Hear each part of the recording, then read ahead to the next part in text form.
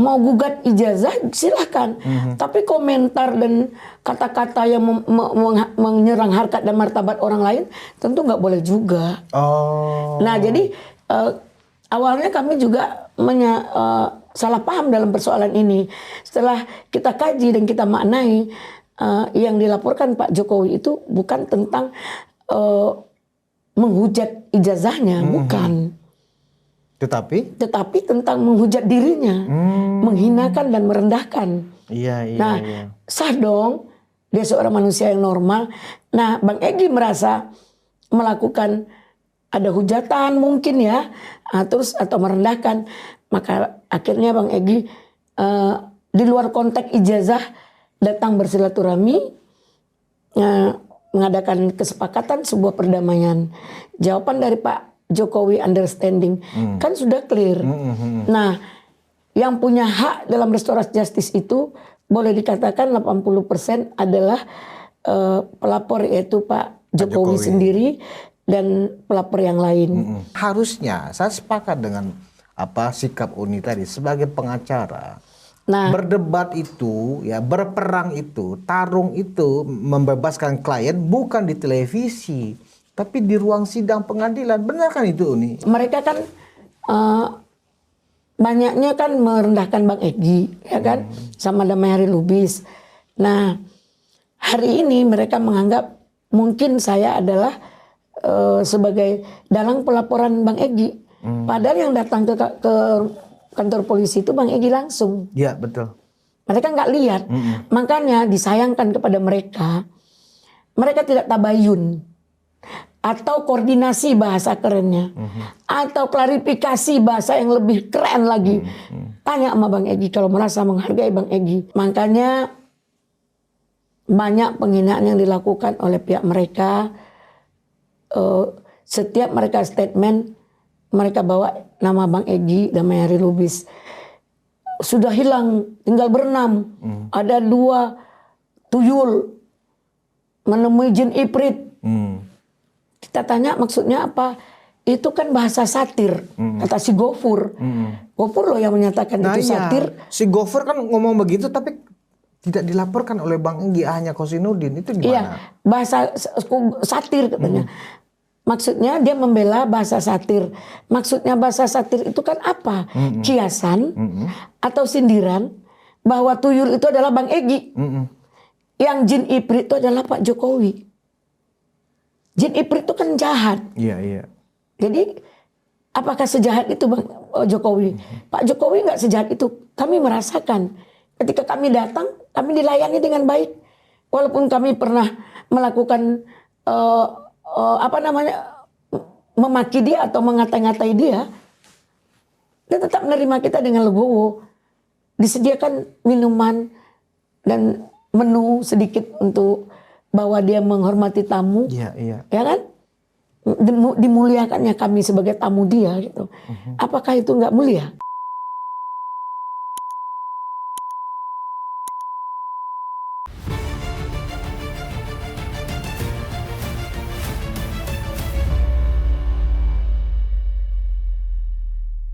Hai penonton Ruang Konsensus Unpacking Indonesia dimanapun Anda berada, kembali bersama saya Budius Ma'ruf Piliang, anak sulung Mulyono, kandang termol ada di sini.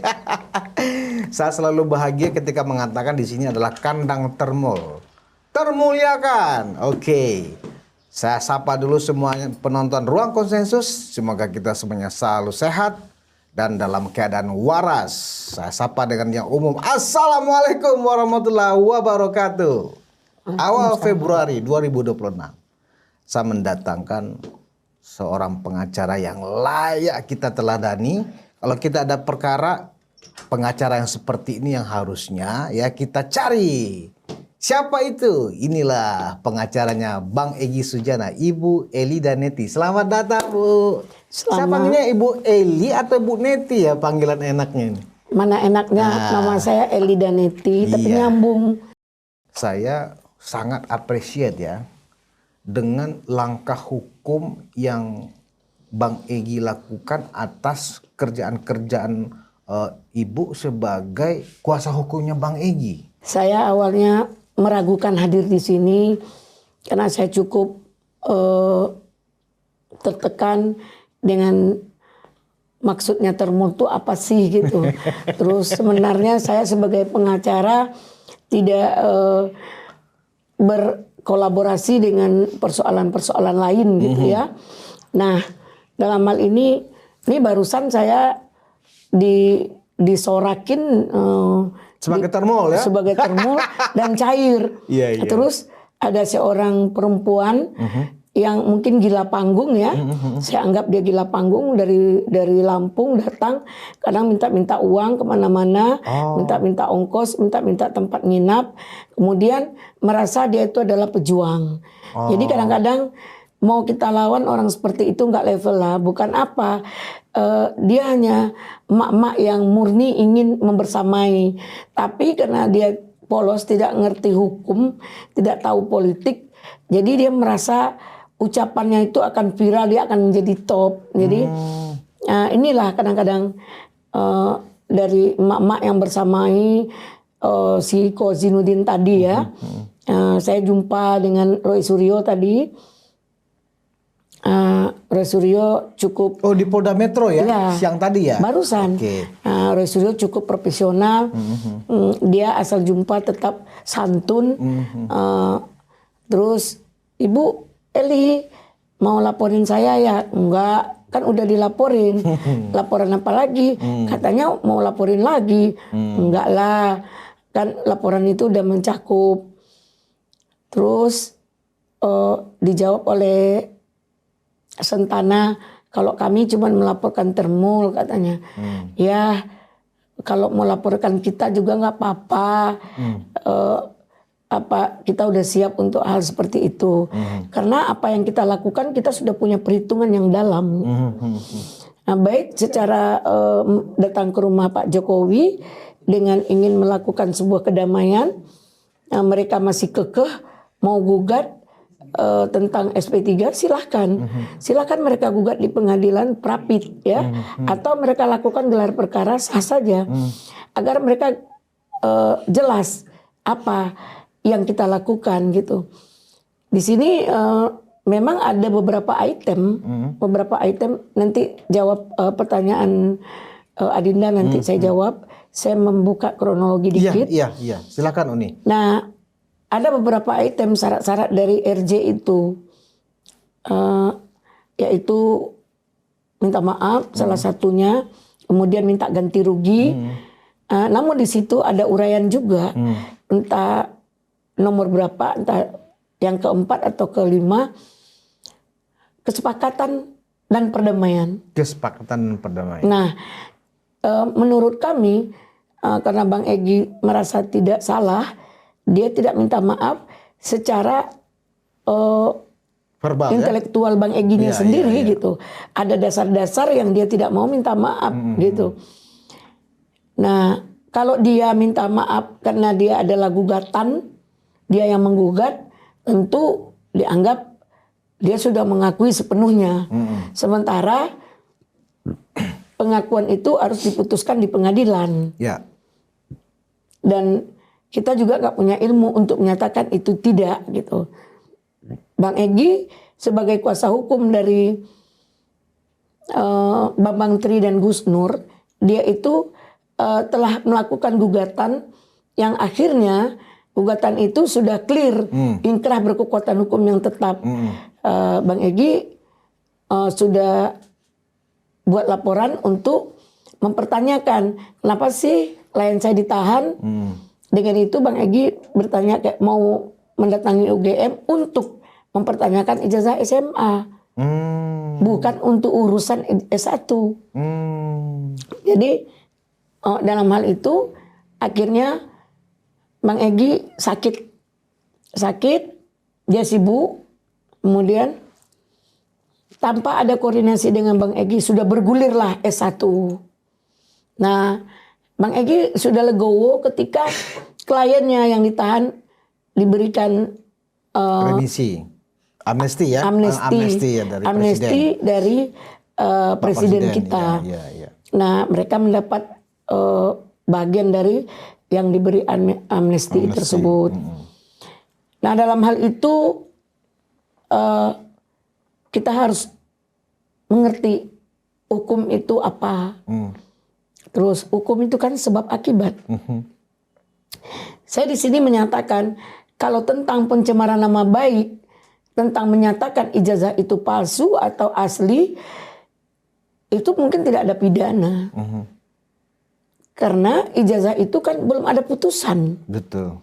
Nah, tapi ada yang menjadikan pencemaran nama baik, yaitu ketika over, ya, ketika abuse, melampaui batas. Mau gugat ijazah silahkan, tapi komentar dan kata-kata yang menyerang harkat dan martabat orang lain tentu nggak boleh juga. Nah, jadi awalnya kami juga salah paham dalam persoalan ini. Setelah kita kaji dan kita maknai, yang dilaporkan Pak Jokowi itu bukan tentang menghujat ijazahnya, bukan. Tetapi tentang menghujat dirinya, menghinakan dan merendahkan. Nah, sah dong, dia seorang manusia yang normal. Nah, Bang Egy merasa melakukan ada hujatan mungkin ya, terus atau merendahkan, maka akhirnya Bang Egy di luar konteks ijazah datang bersilaturahmi, mengadakan kesepakatan sebuah perdamaian. Jawaban dari Pak Jokowi understanding kan sudah clear. Nah, yang punya hak dalam restoratif justice itu boleh dikatakan 80% adalah pelapor, yaitu Pak Jokowi sendiri dan pelapor yang lain. Di sini peran polisi sangat penting. Nah, makanya saya membersamai pihak kepolisian dalam penyidikan agar Bang Egy bisa mendapatkan hak restoratif justice atau SP3 itu tentu tidak lepas dari landasan hukum. Mungkin Bang Egy dapat izin untuk berobat karena rasa kemanusiaan. Namun kan izin ke luar negeri doang. Kalau dia nanti telat waktu, bisa saja dia dijemput. Nah, ini kan tidak nyaman. Betul. Makanya kita berupaya bagaimana melakukan restoratif justice itu. Langkah-langkah hukumnya saya lakukan, yaitu kami membuat surat permohonan untuk gelar perkara khusus. Bahwa Bang Egy Sujana ini ada 6 item untuk dipertimbangkan tentang tersangkanya.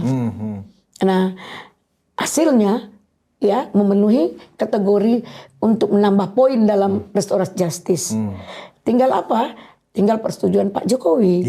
Nah, kan Pak Jokowi yang punya diri, Pak Jokowi yang punya merasa dirugikan, kan? Dipermalukan, tentu harus ada dia. Betul. Nah, kalau pihak kepolisian tentu harus mengikuti hak pelapor.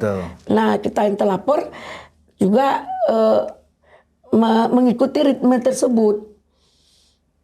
Dalam hal ini Pak Jokowi tidak mempermasalahkan ganti rugi untuk minta maaf. Salahnya di mana? Kok mereka memaksakan kehendak? Mereka tahunya teori. Teorinya ada dalam tertuang, ada 15 item kah, 10 item kah, syarat-syarat restoratif justice itu. Tapi dia apakah melihat apa yang kita lakukan, permohonan kita seperti apa? Coba tanya sama pihak kepolisian. Makanya perapitkan atau gelar perkara khusus. Silahkan. Kita tidak akan gentar karena kita tidak pernah melakukan itu sebagai melangkahi langkah-langkah hukum untuk mendapatkan SP3 tersebut. Tidak ada yang menjual harkat dan martabat, tidak ada yang dipermalukan, tidak ada yang dirugikan. Masing-masing damai dan membuat kesepakatan perdamaian tersebut. Karena Bang Egy sakit, Pak Jokowi sakit, berdamai itu sangat indah. Tentang persoalan understanding, Bang Egy tidak Pak Jokowi tidak mempermasalahkan, it's okay. Terus ruginya siapa?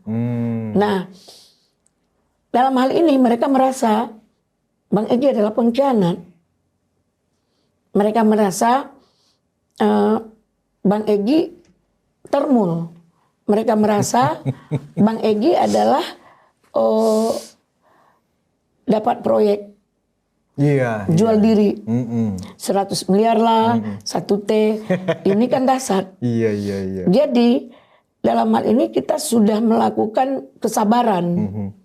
Ya, Bang Egy kan pernah lihat menyampaikan bahwa Pak Jokowi itu akhlaknya bagus. Akhlaknya mulia. Mulia, kata Bang Egy. Itu saya dapat mendukung bahasa Bang Egy tersebut. Kenapa? Saya aja yang baru kenal sama beliau, merasa kenal 10 tahun yang lalu gitu. Saking seperti apa Bu, bisa diceritakan gitu. Pada saat Ibu pertama kali ketemu Pak Jokowi itu. Seperti saya bicara sama Adinda. Bahkan lebih smooth, lebih humble dia lagi daripada Adinda. Waduh. Sorry ya. Aduh ampun Pak Jokowi. Nah, kenapa? Dia tidak ada sedikit pun.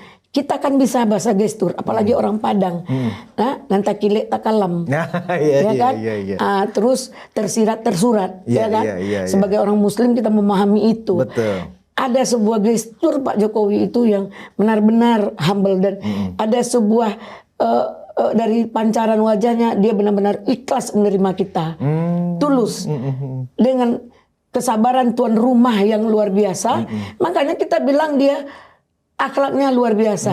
Walaupun Bang Egy dengan sedikit mungkin dia merasa takut direndahkan atau seperti apa, kan semua kita punya psikis. Betul. Datang ke sana kan nggak gampang. Betul.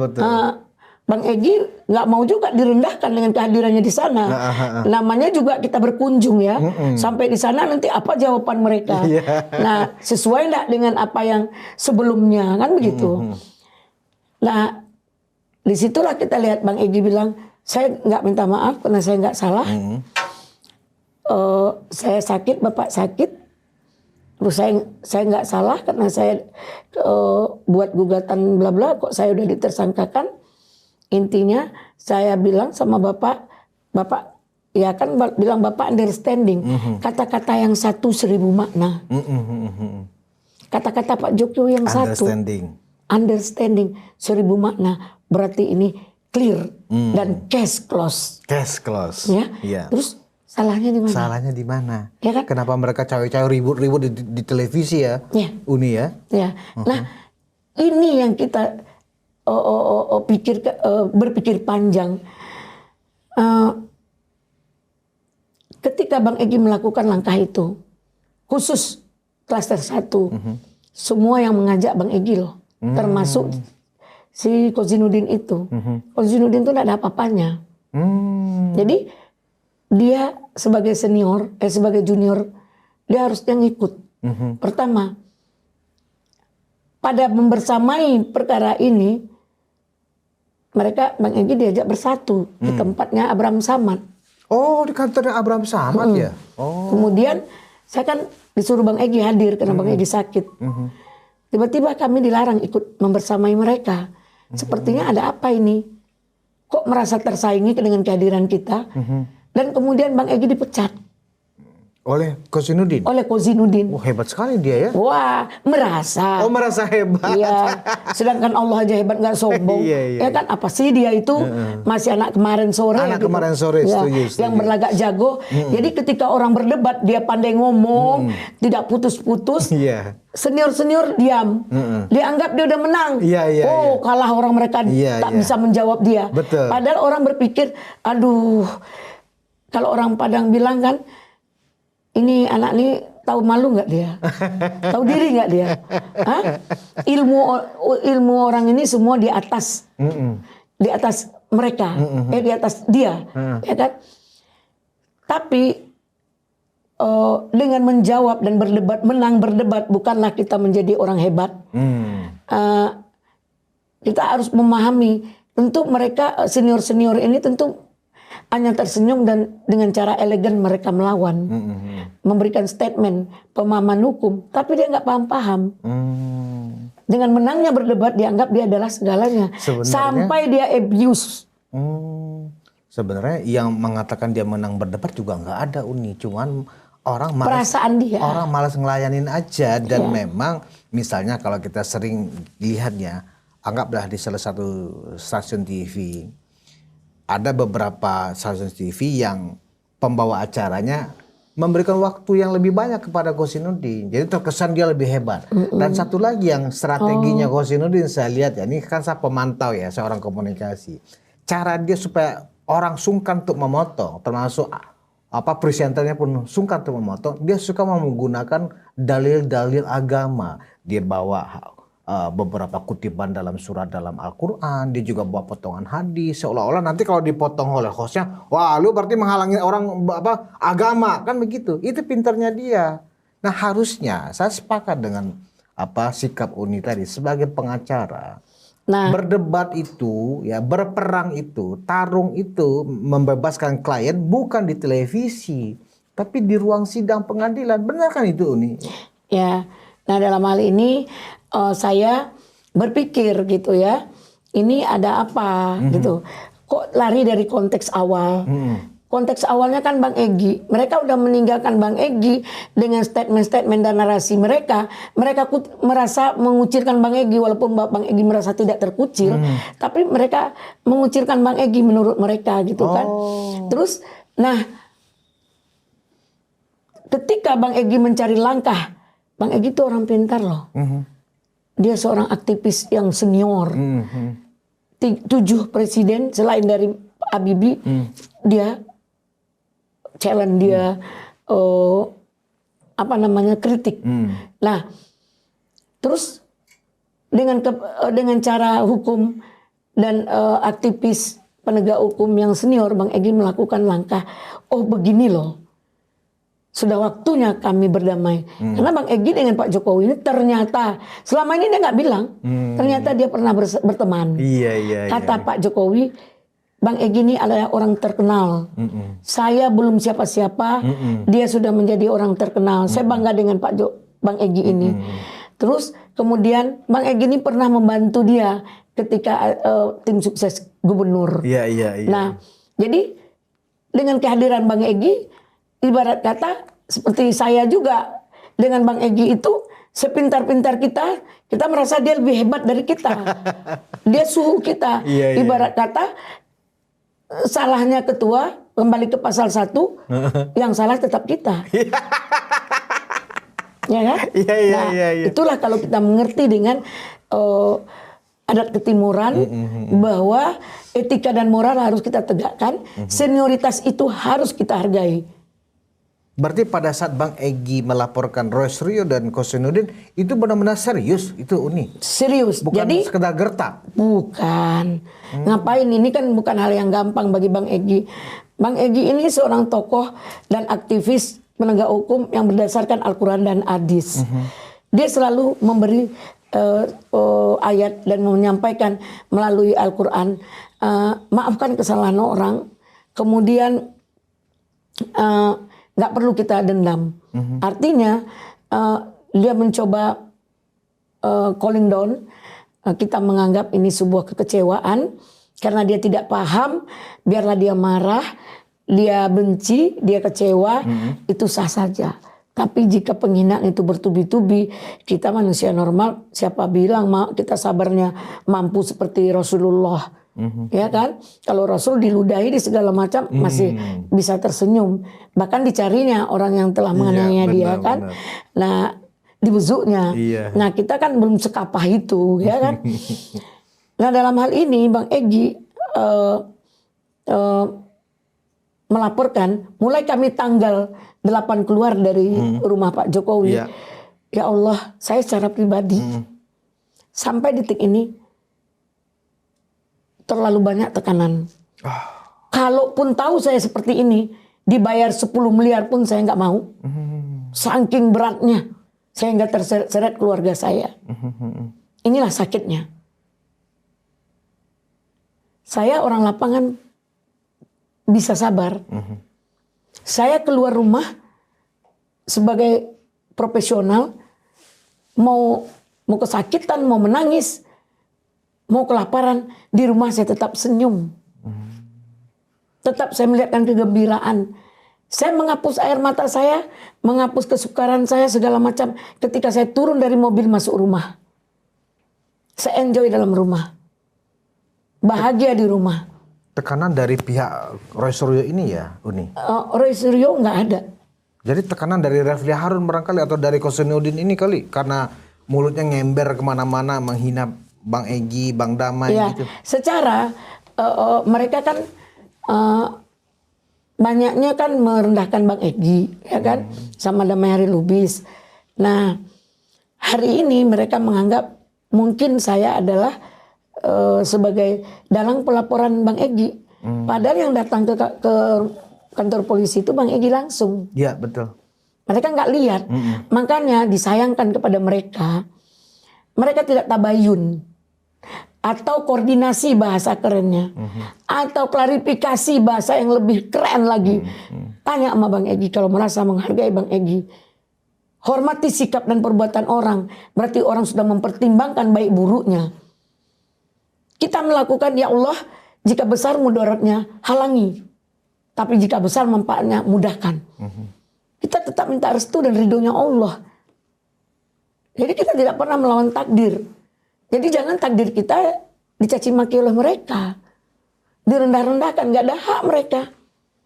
Hari ini mereka menganggap apapun tentang kita.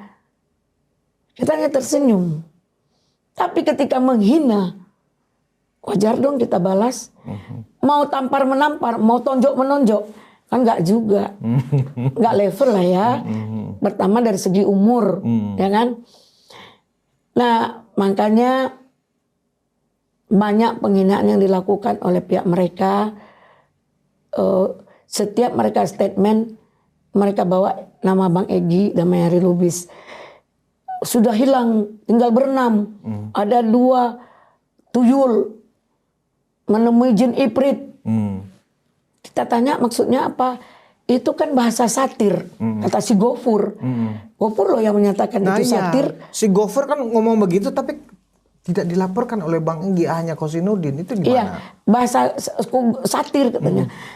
Maksudnya dia membela bahasa satir. Maksudnya bahasa satir itu kan apa? Kiasan atau sindiran bahwa tuyul itu adalah Bang Egy. Yang jin Ifrit itu adalah Pak Jokowi. Jin Ifrit itu kan jahat. Iya, iya. Jadi apakah sejahat itu Bang Jokowi? Pak Jokowi nggak sejahat itu. Kami merasakan ketika kami datang, kami dilayani dengan baik. Walaupun kami pernah melakukan memaki dia atau mengata-ngatai dia tetap menerima kita dengan legowo. Disediakan minuman dan menu sedikit untuk bahwa dia menghormati tamu. Iya, iya. Ya kan? Dimuliakannya kami sebagai tamu dia gitu. Apakah itu nggak mulia? Kita kalau ingin jadi orang besar hargai orang kecil. Kita ingin dimuliakan, muliakan orang yang apalagi tamu. Itu ajaran Islam. Nah, itu yang dipakai oleh Pak Jokowi. Jadi tuduhan bahwa mereka menganalogikan Pak Jokowi itu sebagai jin Ifrit lah atau Fir'aun itu benar-benar penghinaan gitu ya. Jadi seperti ini. Sekali lagi kita sampaikan Pak Jokowi itu adalah manusia, bukan jin. Bang Egy adalah manusia, tidak tuyul yang dianalogikan mencuri uang. Terus seperti tadi tentang Fir'aun. Bang Egy kan itu bahasa Bang Egy dulu sering. Bang Egy sering mengirim-ngirim. Dia ke sana mencoba menganalogikan seperti Firaun. Apakah Pak Jokowi Firaun? Kan tidak. Kalau Firaun datang ke rumah dia mungkin ditembaknya, dipukulnya, dibunuhnya. Ya kan? Iya benar-benar. Kalau Musa mungkin, kalau Bang Egy adalah Musa atau Harun, mungkin Bang Egy bawa pedang ke rumah Pak Jokowi. Ini membawa tongkat. Membawa tongkat. Enggak ada. Mereka hanya berangkulan. Karena merasa persahabatan. Betul. Perlainan pendapat. Ada perseteruan sebuah permasalahan. Bagi Bang Egy sebagai orang Muslim tidak harus mengurangi hablum minan nas. Mencoba merajut kembali persahabatan, pertemanan. Kalau Kosinudin, apanya yang membuat Bang Egy merasa terganggu sehingga kemudian Bang Egy juga laporkan polisi Kosinudin? Padahal kan kalimat-kalimat Kosinudin dengan Gofur, Sang Aji Gofur dengan Refli toh sama-sama juga menghina, meremehkan dan merendahkan Bang Egy juga, Uni. Kenapa hanya Kozinudin? Iya, waktu itu kan si Roy Suryo tadi tentang jin iprit dan banyak bahasa lain. Dia ngambil ini AI, bukan, saya dapat memastikan ini bukan AI. Jadi biar orang tahu dia tuh benar-benar hebat. Memang tidak AI. Mobil itu memang murni dikirim Bang Egy ke dia. Manasin. Masa bisa Bang Egy berangkat sore langsung bisa beli mobil? Hah? Mustahil. Tapi Bang Egy manasin kayaknya. Saya nggak tahu juga maksud Bang Egy seperti apa. Yang penting, halo Hisbul katanya sama anaknya. Dia test drive. Ting, mobil itu mungkin mobil dia atau mobil keponakannya yang tinggal di Malaysia. Gitu. Nah dijadikan goreng-gorengan gitu. Kalau gorengnya enak, nggak apa-apa dimakan sama mereka gitu. Ini goreng-gorengan basi yang dilakukan mereka gitu. Jangankan manusia, hewan pun nggak mau makan goreng itu. Udah basi gitu. Nah artinya itu khusus untuk Roy Suryo. Nah untuk Kozinudin banyak hal tentang uang segala macam. Mungkin secara keluarga anaknya juga sudah menyampaikan statement ini kepada langsung Kozinudin ketika di ALC. Nah di mana Kozinudin melampaui batas. Tadi Adinda bertanya sejauh mana hak imunitas pengacara itu. Betul.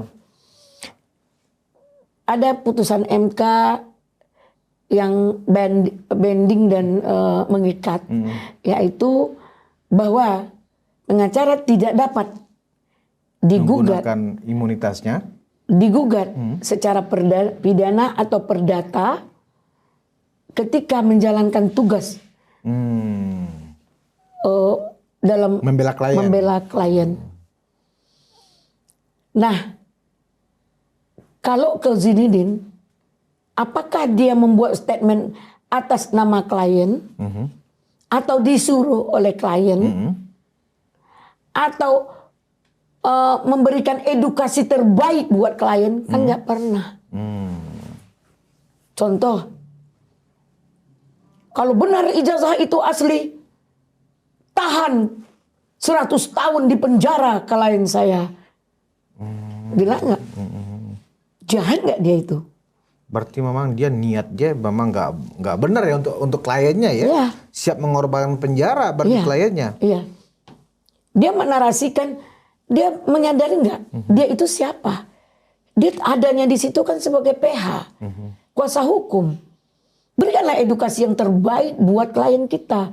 Ibarat penyakit, ini klien kita kena virus. Cari dong, kita dokter ahli nih, apa mengobatnya ini supaya dia sembuh dari penyakitnya. Kan begitu. Nah, kita tidak mencari kesalahan dan siapa salah siapa benar. Dengannya adanya SP3, Bang Egy bukan salah, Pak Jokowi bukan benar, atau sebaliknya Pak Jokowi bukan salah atau Bang Egy benar. Enggak. Enggak ada mencari salah benar di sini. Di sini hanya mencari status hukum pada pribadi kita. Mungkin kita sudah terlalu melampaui batas tujuan awal. Tujuan awal ijazah kan. Cukup ijazah saja. Punya ilmu, gugat di pengadilan. Jadi gitu. Jadi saya menganalisa hukum dengan teori dan praktek. Memang saya nggak pandai ngomong. Apalagi kalau saya diajak debat. Kalau seperti ini eksklusif, saya bisa mengungkapkan apa yang kalian inginkan. Saya nggak bodoh.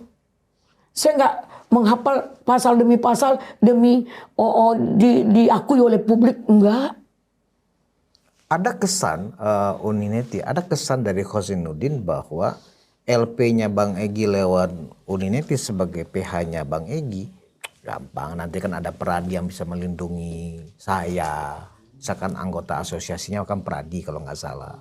Kan saya menjalankan tugas. Nah itu gimana Uni? Sikap yang merasa bahwa laporan Bang Egy mah kecil, gampang untuk dibereskan itu gimana Uni? Nah makanya Kozinudin kalau bersikap seperti itu nggak masalah. Kan kita nggak boleh juga memaksakan dia takut, memaksakan dia seneng. Biar aja dia bernarasi dengan cara dia, itu hak dia. Mau dia menganggap ini sepele, silahkan. Mau menganggap apa silahkan. Cuman saya harus minta kepada, sebelum proses ini jalan, saya harus minta Dewan Etik menyidang etikkan Kozinudin gitu. Karena dia sudah abuse menurut saya. Dia tidak mengedukasi klien. Dia selalu membawa nama klien dengan cara jual obat. Ini saya di sini hari ini hadir bertiga yang akan mengadakan panggilan polisi. Gara-gara Damai Hari Lubis dengan Egy Sujana. Egy Sujana itu sebagai bapaknya loh. Kurang ajar memang.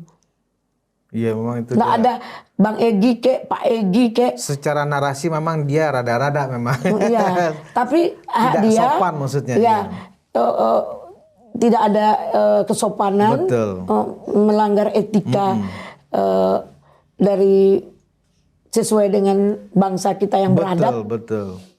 Bahkan Pak Jokowi ya dipanggil saudara Joko Widodo kan gitu. Masih mending saudara. Ini si Jokowi malahan. Iya, benar itu anak agak kurang sopan memang, nggak tahu sekolahnya di mana. Jadi dalam hal ini saya tetap memberikan edukasi terhadap mereka. Tolong, kalau memang kalian ingin mencari kepastian hukum ini kan ada kepastian, manfaat hukum dan keadilan.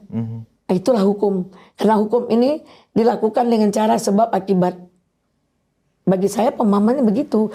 Itu hak saya memberikan pemahaman seperti itu. Gak bisa dia sepelekan saya. Karena bagi saya juga tidak akan mensepelekan mereka. Satupun tidak ada saya sepelekan. Saya hormati mereka semua. Saya anggap mereka orang pintar, orang hebat. Karena bagi saya ada filosofi yang menyatakan, saya lupa nama orangnya, terus satu pengacara itu bisa 10 atau 100 pendapat. Jika pengacara disamakan, disatukan pendapatnya, 10 orang aja 1000 pendapat. Mau seperti apa? Betul. Nah, makanya saya nggak suka melakukan perdebatan di media-media untuk berdebat. Kalau untuk bertanya sih oke. Kadang-kadang berdebatnya debatable, debat yang tidak ada debat kusir lah istilahnya. Iya. Yang saya rasa 7 bulan atau 8 bulan ini pusing. Benar. Itu bahan yang dibawa di media itu. Betul. Tampilkan ijazah. Aduh urat leher ya. Terus tampilkan ijazah, tunjuk-tunjuk pakai ini, pakai ini, pakai itu, alat-alat yang lain. Saya jujur, saya orang kampung. Malu saya sama kampung saya, malu saya sama negara-negara lain. Walaupun saya orang kampung, saya ada orang di keluarga saya di luar, ya, selalu membilangkan, kok malu kita nengok Indonesia. Apalagi Pak Refli Harun bilang, ini ijazah ini harus disidangkan dengan sidang nasional, mahkamah nasional. Loh, emang bangsa kita nggak mampu? Mahkamah internasional maksudnya. Kok mahkamah internasional? Maksudnya apa sih? Ya kan? Ini mempermalukan bangsa sendiri. Cukuplah heboh-heboh di media mempermalukan bangsa, terus buat permohonan untuk menyelesaikan masalah hanya masalah ijazah. Kalau umpamanya seperti minta keadilan atau perlindungan HAM yang dilakukan tentang hal yang lain, kita dukung, itu sah. Ya kan? Kalau hanya masalah ijazah, dia minta mahkamah internasional, kemana cara berpikirnya sebagai seorang hukum tata negara? Dia bukan hukum pidana loh, dia bukan hukum perdata, dia tata negara yang hebat. Yang saya tahu hebat itu ada 3, Yusril, Iza Mahendra, dosen saya Mahfud, dan juga dia. Refli Harun. Ternyata dia turun gunung. Ya? Jadi kuasa hukum. Jadi kuasa hukum pidana. Sehingga akan membuat ini ke mahkamah internasional. Ya Allah, berpikirlah dahulu sebelum berbicara. Makanya saya ketika berdebat, saya nggak pintar menahan emosi, makanya saya berpikir sebelum berbicara itu terbata-bata. Karena saya orang lapangan, kalau ngomong itu sedikit kadang-kadang nanti keluar kata-kata yang tidak baik gitu. Namanya orang lapangan. Makanya saya tata dengan baik bahasa saya supaya saya tidak menjadi seorang perempuan tua yang arogan gitu. Saya sedang membenah diri. Saya menjadi orang baik untuk karena saya orang lapangan gitu. Ya. Uni, kembali ke masalah LP Bang Egy ke Kosinudin. Karena Kosinudin itu kan sudah cukup lama juga bergaul dengan Bang Egy, ya kan, apalagi sebagai junior binaannya Bang Egy lah. Ketika kemudian dilaporkan Bang Egy, saya membayangkannya begini, kalau saya dalam posisi dia, aduh ada apa ya, saya dilaporkan oleh abang saya. Monggo, dilaporkan abang saya. Minimal saya bertabayun dulu, saya ke rumah Bang Egy. Ya kan, Bang, saya salah apa? Salah saya apa, Bang, gitu. Aduh abang, kalau misalnya saya ada yang hilaf saya mohon maaf. Kan mestinya kan begitu ya sebagai orang timur, sebagai adik atau junior ke Bang Egy. Emang Kosinudin tidak melakukan itu ya Uni? Tidak, sebagai apapun tidak layak, tidak patut, tidak elok dia merendahkan Bang Egy. Sebagai apapun saat ini dia itu siapa? Bang Egy adalah seniornya, Bang Egy adalah ketua kami, Bang Egy adalah penegak hukum, dan Bang Egy juga punya hak dalam menentukan sikap. Nggak boleh dia mengatur-ngatur kehidupan orang. Apakah dia sudah sempurna? Apakah pendapat hukumnya sudah melebihi, memastikan sehingga melebihi keputusan daripada Allah? Bahwa dia adalah pemenangnya, dia pasti itu 100.000% segala persen. Dia menyatakan bahkan pelitnya dia 1% untuk Allah. 99% itu palsu. Allah akan membolak-balikkan semuanya. Benar pun kita, kalau kita melebihi keputusan Allah, pasti ada jalan untuk menghancurkan orang ini. Berarti di mata di mata Uni Neti, karakter seperti sosok pengacara muda ya, seperti Kosinudin ini sudah melampaui batas ya. Sekali lagi sudah arogan sekali. Sudah arogan. Saya menyampaikan di sini dia pintar. Oh, dia berpidato luar biasa. Vokalnya bagus. Untuk argumennya oke. Tapi apakah dengan argumen pandai menjawab seperti itu dia memahami hukum? Teori dan praktik bisa dikolaborasi. Dalam Islam ditadaburkan. Seperti apa agar mencari solusi terbaik buat klien ada. Mengedukasi klien ada. Ini hari ini gara-gara Egy Sujana dengan DHL ke Solo, maka dipanggillah orang ini untuk dilanjutkan panggilannya, dan mereka telah melakukan SP3 dengan tidak memakai KUHP lama atau KUHP baru, bahkan memakai KUHP Solo. Iya, ada lagi. Nah, yang membeli seorang pejuang menjadi pengkhianat. Semuanya fitnah yang dia sampaikan ya. Itu dahsyat. Ini bisa menjadi Indonesia ini bisa konstitusinya terganggu dengan bahasa itu. Yang buat KUHP itu Kosinudin ya, yang buat KUHP itu adalah presiden bersama DPR. Bersama DPR, bukan KUHP Solo. Jangan macam-macam dengar bangsa lain nanti negara mancanegara nanti dengar. Kalau kita biarkan dia ngomong begini, ini rusak bangsa kita nih. Berapa itu ancaman hukumannya LP yang dilaporkan Bang Egy ke Kosinudin dan Roy Suryo ini, Uni? Nah begini, Bang Egy ini sekali lagi karena nggak tahan, dia sudah, kan tadi saya sampaikan berapa minggu kami terhina, tetap sabar. Makanya tadi saya sampaikan sekali lagi bahwa dia menyampaikan Bang Egy dibeli, apakah Bang Egy barang, siapa yang membeli, berapa nilai Bang Egy itu, tolong makanya dilaporkan. Kalau dia tidak bisa menjelaskan dan membuktikan, ini laporan ini nggak main-main. Jangan disepelekan, ke ujung ke lubang semut pun dicari nih perkara Berarti ini. ujuran bohong ya, kabar bohong ya, menyampaikan kabar bohong. Fitnah itu dan kebohongan yang luar biasa demi memframing diri, demi meng-up diri bahwa Kozinudin hebat. Harapannya kan seperti itu. Dialah segala-galanya. Ibarat main bola, dia strikernya, dia back kiri, back kanan, dia kiper. Jadi seolah-olah seperti itu. Dianalogikannya dirinya. Kita ini tidak apa-apa. Bayangkanlah, ya maaf, senior pernah menjadi anggota dewan. Dimarahannya. Betul. Herman Kadir. Al-Katiri itu dipecatnya.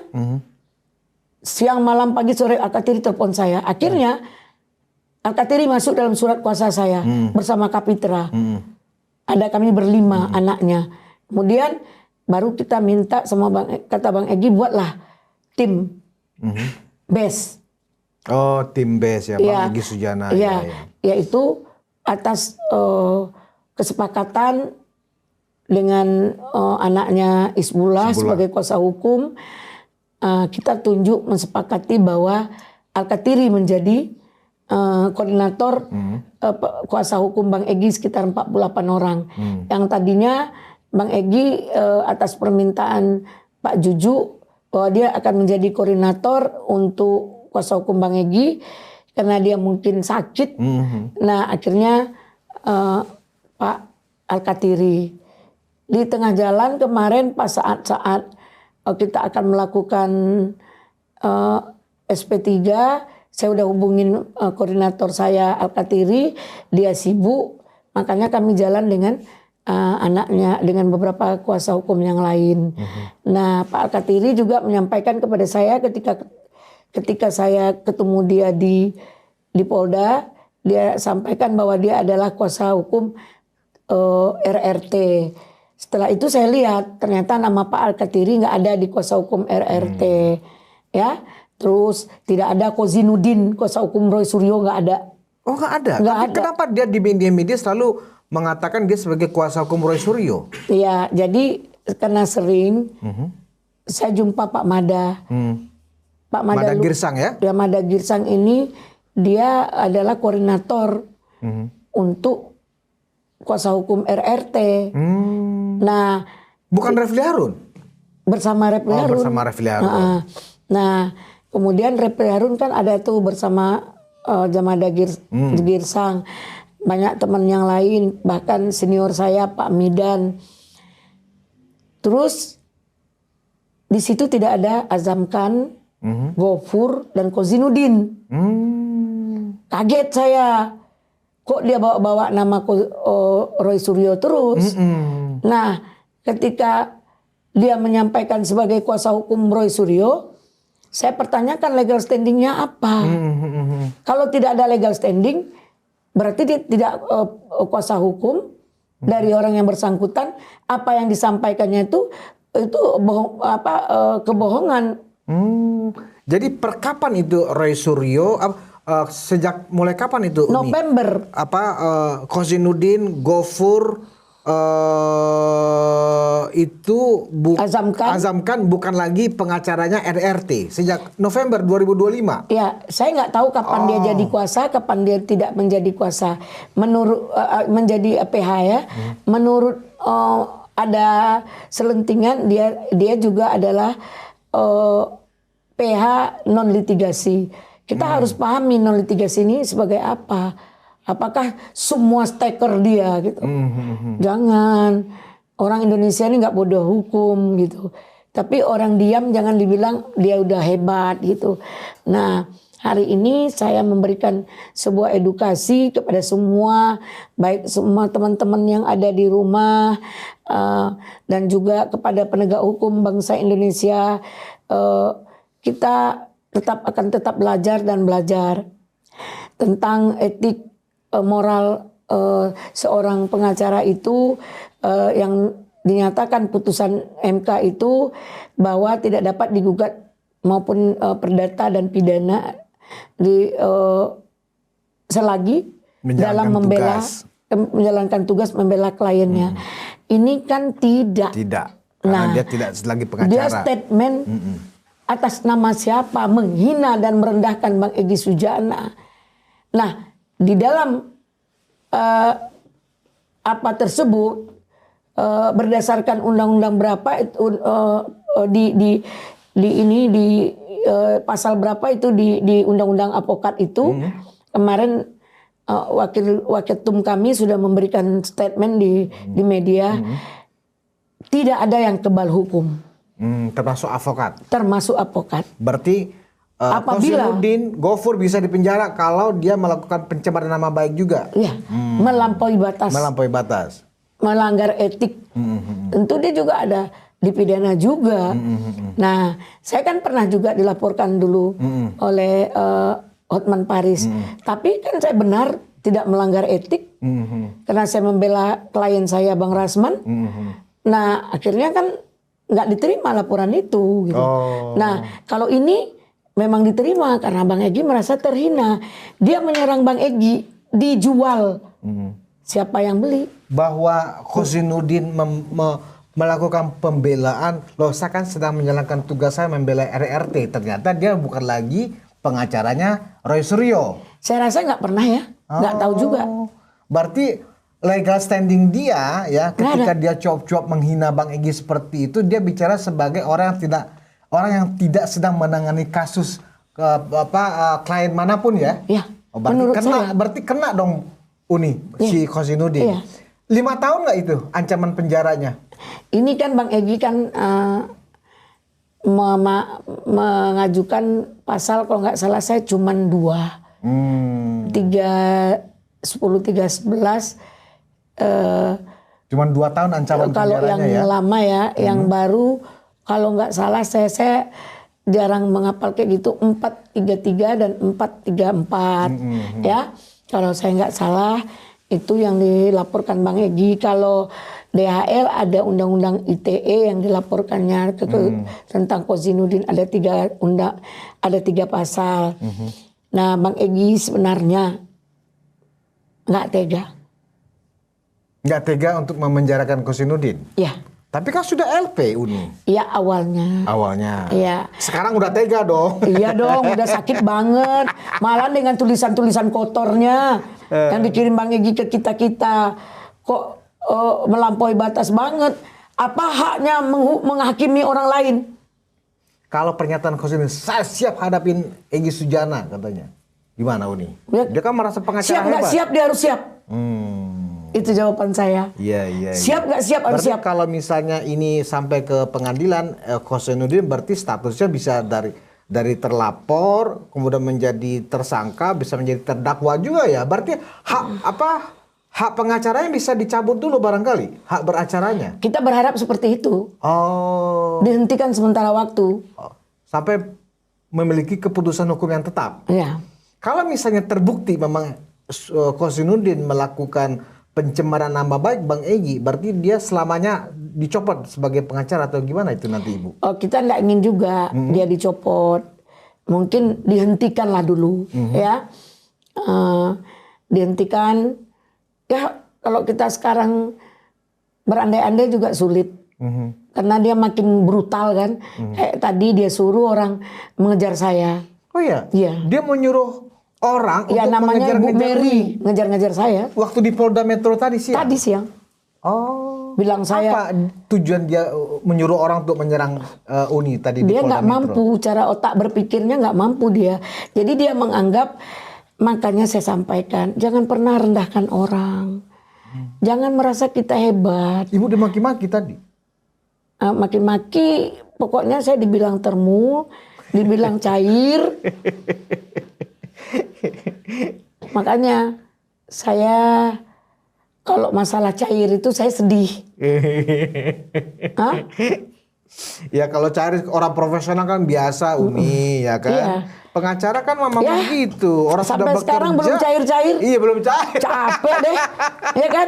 Mudah-mudahan waktu dekat cair. Amin. Kita artinya doakan. Ya kita mau nggak mau harus kecebur. Lantas apakah Uni Neti juga akan melaporkan yang menyerang Uni tadi di Polda? Karena kan pencemaran nama Uni dipermalukan di depan orang ramai tadi saya lihat videonya ya. Bahkan diserang, saya udah jalan ke mobil diserang sampai ke mobil. Wow. Dan dilihat orang ramai itu ya. Terus ada bapak-bapak yang bilang di situ, Bu, ibu orang profesional jangan dilawan. Mereka ini sengaja nih Bu katanya. Jangan sampai kejebak. Makanya saya langsung jalan ke mobil. Berarti memang mereka ini sengaja disuruh Husainuddin untuk mempermalukan. Mereka ini semua orang panik. Mempermalukan Uni di depan khalayak. Mereka ini kepanikan. Pertama, dengan gak adanya Bang Egy, saya rasa mereka bisa game. Game ya? Kacau dong kalau gitu. Berarti Roy Suryo yang mengatakan hingga sekarang 99,9% ijazah Pak Jokowi palsu itu bakal game over. Dia akan tamat dan masuk penjara. Iya. Kalau mereka lakukan ini arogansi, tolonglah. Mereka peneliti. Tapi jangan melampaui batas dengan kata-kata kotor. Itu yang paling penting kuncinya ya, Udi. Itu kuncinya. Jangan melampaui batas dengan kata-katamu itu. Ya. Mulutmu, harimaumu, menerkam dirimu. Satu. Kedua, mereka semua punya latar belakang yang luar biasa juga. Bisa mendampakkan hukum juga. Ini antara orang Jepang dengan Indonesia. Ketika dia sekolah di sana, dia kan ke sana dapat beasiswa. Konon katanya Rizwan juga bakal punya kasus tuh di situ, Uni. Iya kan? Iya. Sebentar lagi akan ada juga LP tuh untuk Rizwan. Saya nggak tahu itu. Yang penting saya cuma mendengar dan ada orang yang menyampaikan dan ada orang yang memberitahu kepada saya, ini loh kejahatan mereka gitu. Nah, ini loh kelemahan mereka. Dan ada yang beritahu ke saya tentang Roy Suryo juga gitu. Nah, bolehlah kita butuh anak bangsa yang pintar dan cerdas. Bangunlah bangsa ini dengan kepintaranmu, dengan kecerdasanmu. Jangan rusak dengan kecerdasanmu dan kepintaranmu. Ini merusak. Kenapa? Dengan nafsu menggugat ijazah tersebut. Ya, sehingga melanggar etika dan moral, mencaci maki orang lain. Apa? Kamu gugat ijazah, saya juga boleh ngomong dong, 1000% saya dukung. Dukung, biar ada kepastian hukum untuk Pak Jokowi. Betul. Harus. Dan Pak Jokowi pun ingin segera ada proses pengadilan untuk fitnahan ini. Iya. Makanya kami ini aja udah sakit hati. Kok Pak Jokowi selama ini cukup luar biasa sabarnya. Dan terus terakhir begini sebagai closing statement ini, Uni. Kan ada klaster 1 tinggal 3 orang. Ya kan ada Kurnia, Rustam Effendi dan Rizal Fadila. Kalau klaster 2 sih udah close lah ya. Pak Jokowi secara pribadi kepada mereka bertiga memaafkan. Tetapi proses hukum untuk yang mereka bertiga, yang klaster 2 harus jalan. Karena Pak Jokowi butuh forum ya untuk membuktikan kepada publik, membuktikan di depan pengadilan ini ijazah saya. Tapi untuk yang klaster 1 Uni, ya, makanya itu Bapak masih membuka pintu lah. Ya. Makanya saya di sini menyampaikan kepada Kurnia ketika di Cumi ya. Terus saya menyampaikan juga kepada Rustam bahwa kamu itu kan orang hukum. Kerjakanlah profesionalitasmu sebagai orang hukum. Jangan melampaui batas. Kamu nuding-nuding ijazah. Kalau kamu ingin tahu ijazah itu palsu atau tidak, ayo jadi kuasa hukum mereka. Ketika Rizwan beracara, melakukan sidang Tipa dan Roy Suryo, kamu jadi pengacara. Jangan sekarang kamu tersangka, gimana mau bantu? Kamu tersangkanya bukan karena ijazah. Kamu tersangkanya karena menghina Jokowi. Kalau tentang menghina ijazah, kita menyatakan ijazah itu palsu, itu tidak penghinaan. Karena kita belum ada kepastian. Dan kita juga adalah orang yang ikut-ikutan, yang tidak punya ilmu tentang menganalisa ijazah itu. Makanya jangan konyol. Emang kita merasa diri kita adalah menggadaikan diri ketika kita minta RJ? Enggak lah. RJ itu bukan mencari kebenaran dan kesalahan. Ya, sebenarnya kesilapan kita tentang merendahkan orang lain. Ada nggak kita coba di rewind semua kata-kata kita? Ada nggak kita menghina Pak Jokowi pribadinya? Harus kalau mereka jujur, pasti mereka mengatakan, oh iya ya. Ya. Kita pernah menghina Pak Jokowi, kita pernah menuduh Pak Jokowi, kita pernah memfitnah Pak Jokowi. Akui saja, Bu Kurnia, Rustam Effendi, Rizal Fadila, Anda kan di klaster 1. Kalau Rizal saya nggak ikut campur. Datang saja ke Pak Jokowi, ada Bu Denti mungkin bisa bantu bawa ke Solo. Enggak pun saya. Atau datang siapapun sendiri. lah. Atau datang sendiri, nggak apa-apa.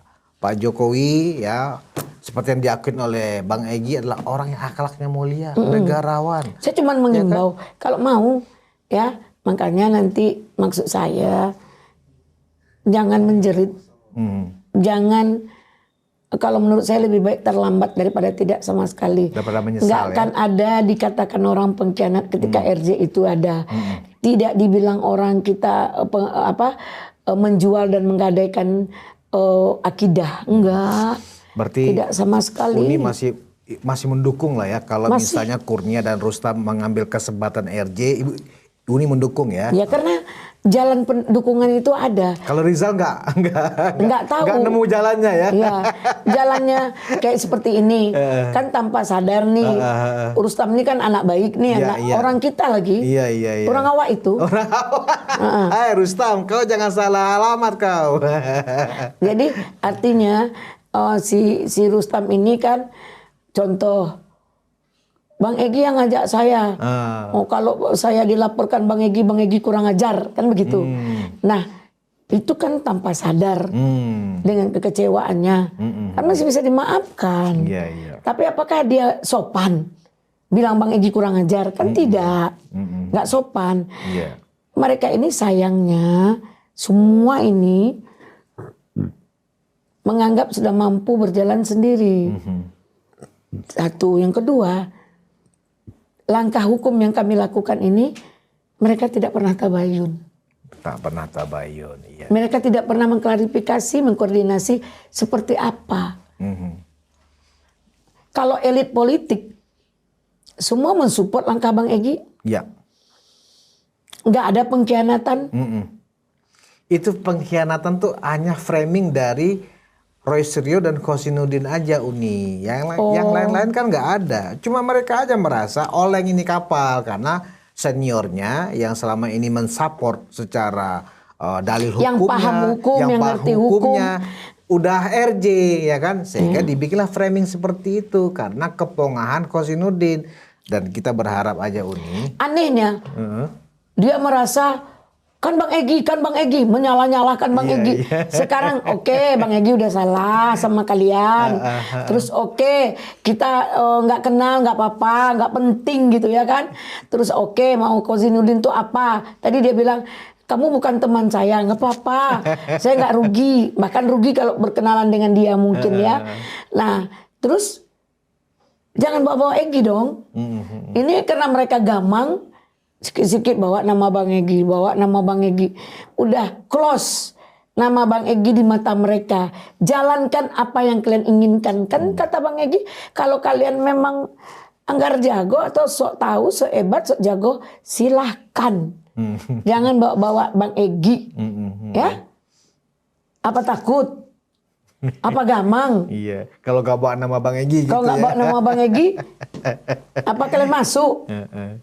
Dan ternyata sekali lagi hukum itu siapa berbuat apa? Siapa berbuat apa? Kalau dia yang melakukan, dia dong yang menanggung. Jadi kami berenam sudah kompak untuk dalam penjara bersama, enggak? Ketika masuk penjara nanti masing-masing. Iya. Ya kan? Iya. Penderitaan keluarga kalian masing-masing. Makanya pikir-pikir dulu ya Uni. Mau lebaran nih, apakah kalian keluar dari penjara? Hidup pejuang, merdeka? Enggak juga. Ada yang nyambut gitu. Pejuang keluar penjara, enggak ada. Itu hanya khayalan yang salah gitu ya. Iya. Semoga Uni begini, dari diskusi kita ini mereka mendengarkan, kemudian mereka berenung ya kan. Oh iya ya, di penjara itu nggak enak, kasihan keluarga, ya kan? Memang kita salah, akuin aja salah, ya kan? Tapi tetap meskipun proses pengadilan nanti akan digelar, tapi kalau misalnya, ini kita bicara misal, Roy Suryo, Tifa, Rismon meminta maaf ke Pak Jokowi, minimal ada alasan yang meringankan nanti. Karena sudah dimaafkan Pak Jokowi dan mereka juga sadar, sudah mengakui mereka salah dan khilaf. Tapi kan mereka dipengaruhi juga oleh Refli Harun. Makanya Refli Harun kan sebagai pengacara kan nggak pengen ini berakhir. Karena kalau kasus ini berakhir dengan mereka minta maaf Refli Harun kehilangan viewer nanti. Podcast dia tuh dapat viewer banyak, nggak ada lagi bahan. Oh begitu, saya nggak tahu juga itu. Iya. Oh gitu ya. Iya kan dia punya banyak semua kanal punya YouTube, kepentingan ya kan? saya lihat. Ya, tidak murni perkara ini. Semuanya di tim sana itu saling menunggangi, saling memanfaatkan. Roy Suryo aja yang nggak sadar, Rismon aja yang nggak sadar, Tifa aja nggak sadar. Di mana Refli Harun kalau kita itu dia saya, bikin podcast. Ya kan? Kalau saya menganggap Roy Suryo, Tifa ini adalah kebanggaan kita seharusnya. Harusnya. Ya. Kenapa Uni? Karena dia punya ilmu. Tapi dengan merasa punya ilmu masih seujung bijo bayam. Bahasa awak di sini nih. Udah merasa melebihi Tuhan. Jadi itu yang kita tidak senang. Sebesar biji zarah. Dia udah merasa melampaui dari keputusan Tuhan. Kenapa? Mereka kayak Tifa membuat narasi buku. Itu seperti apa?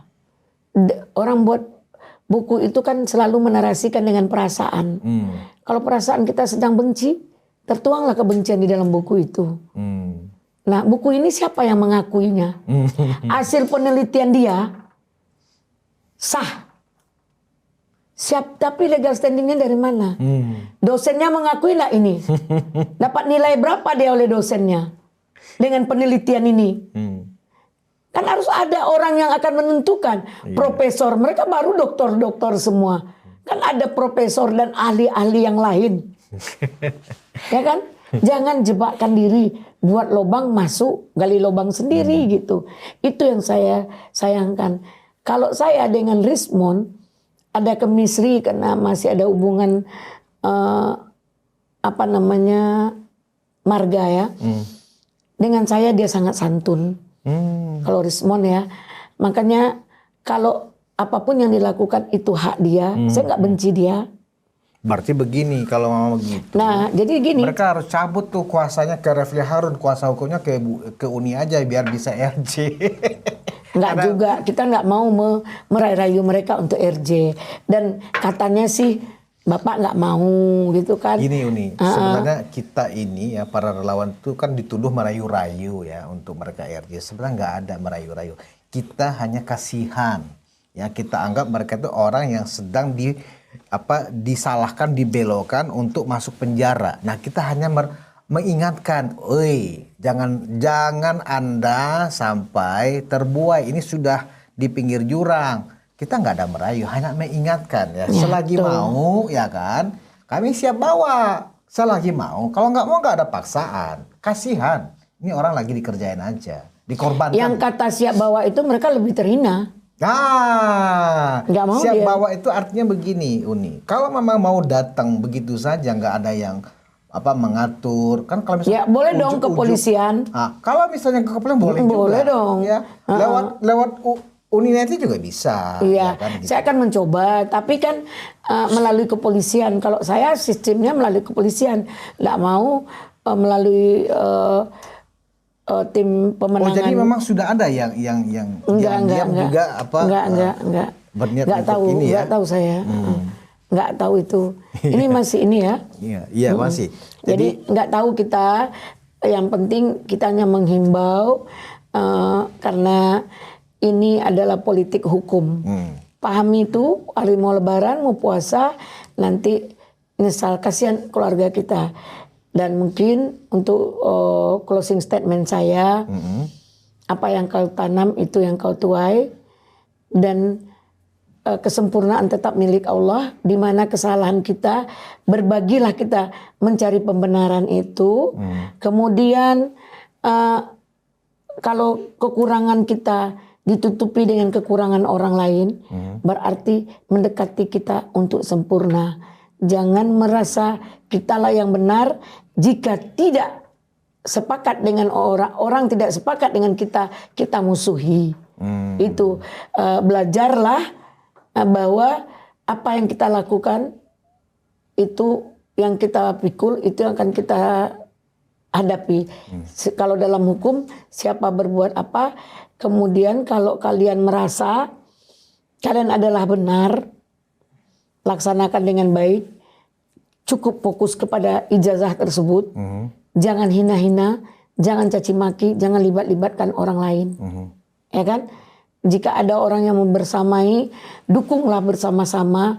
Jangan bikin onar, jangan bikin keributan. Ya, nanti timbul hukum lain. Khusus Kozinuddin ini bukan main-main. Ya, kita proses hukum. Kapan perlu kita minta kepada pihak Kapolda atau Pak Kapolri atas laporan kami tentang penghinaan terhadap kami ingin ini diproses dulu. Ini kan jelas. Siap. Kalau itu kan ada langkah-langkah lain. Jadi tidak menghilangkan katanya pengalian isu, enggak lah. Semana kali pengalian isunya. Pak Jokowi maunya ini sidang kok. Iya, iya. Ya kan dia bilang sama kita harus sidang agar ada kepastian hukum untuk Pak Jokowi, harus itu. Nah kalau ibarat kata kita menyayangkan itu aja, ini apa namanya TPUA tadi gitu. Nah TPUA ini bukan tercemar, cuman dan tidak terpecah. Boleh dong, ibarat kata dulu bersama katanya, sekarang tidak lagi jadi musuhan. Ya enggak juga, kita bermusuh. Sedangkan orang berumah tangga aja 25 tahun bersama, bahkan melahirkan anak. Kalau waktunya berpisah ketika tidak sejalan lagi, ya clear. Baik. Terima kasih. Mungkin Uni itu. Elidaneti. Selamat sore, mohon maaf. Pengacara dari Bang Egy Sujana.